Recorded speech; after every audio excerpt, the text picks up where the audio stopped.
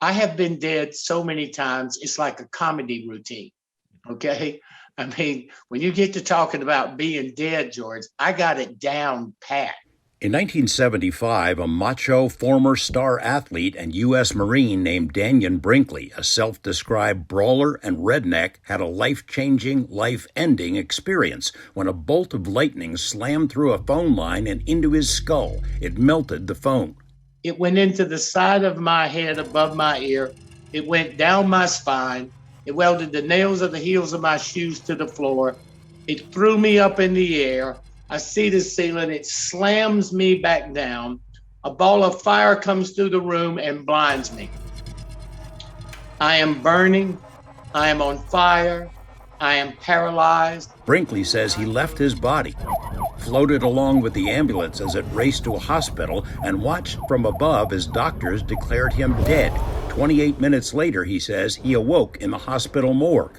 During the interim, his consciousness traveled through a tunnel where he encountered a spiritual being of light and underwent a grueling replay of his entire life, as seen not only from his own perspective, but everyone he'd ever encountered. He says it was extremely humbling.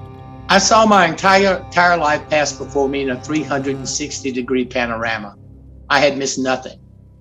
You know how many hairs was in the nose of the doctor who pulled you from your mother. You know everything that there is. From the time you opened your eyes, you have complete cognitive awareness. No doubt about it. And it's all happening at the same time. No doubt about it. Then you watch the same life from a second person point of view as if you were your own best friend. So you can see how silly, how funny, how dumb, how stupid it was, but it's from your best friend. There's no judgments, just looking. And then you literally become every person that you ever encountered.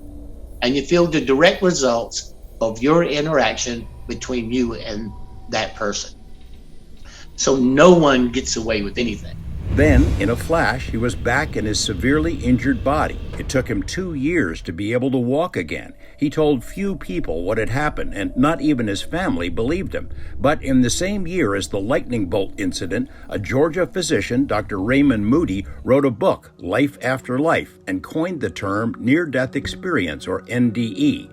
Dr. Moody and his book were pilloried by medical colleagues, and by 1977, Moody was broke and despondent and ready to quit. Former bully Dannion Brinkley met Moody and became his staunchest defender. In 1989, during open-heart surgery, Brinkley died again and once again visited what he perceived to be the afterlife. He wrote a book, Saved by the Light, which became a runaway bestseller. What was going on with you? Were you dead?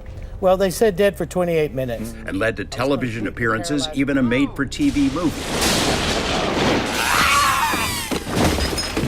Skeptics and debunkers came after him, disputing biographical details and arguing that NDEs happen because the brain is dying, not because people are visiting heaven.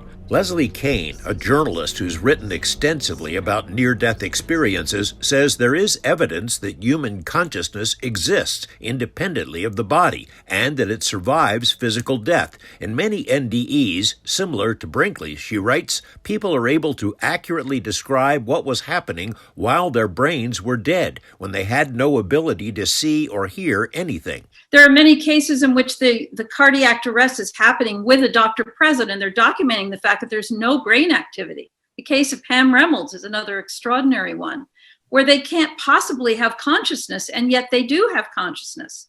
They're able to go out and report back things that were happening in the environment, things that they heard, things that they saw in the environment when they had absolutely no brain activity. Brinkley, who later had yet another NDE during brain surgery, says he's happy to take on all comers, including religious leaders, about what happens to us when we die. If I didn't go to hell in the last 4 journeys, nobody's going to hell. Okay? So when you learn you don't die, when you learn you're a spiritual being and you're not going to go to hell, that's enough to inspire you to change. Brinkley put his beliefs into action. For 2 decades, he's been counseling terminal patients, in particular his fellow veterans, assuring them they have nothing to fear. He spent tens of thousands of hours at the bedsides of the dying, personally witnessed more than 2,000 people as they passed on, and created a program called the Twilight Brigade, which works with the VA to try to ensure that no military veteran should die alone. A defiant Brinkley, hobbled by a lifetime of serious injuries, knows he's helped thousands of people who are facing death, whether science or religion believe him or not. Why I do these talks, George, is because nobody dies. It never happens. It's not a part of the nature of reality. It's not. George Knapp reporting for Mystery Wire.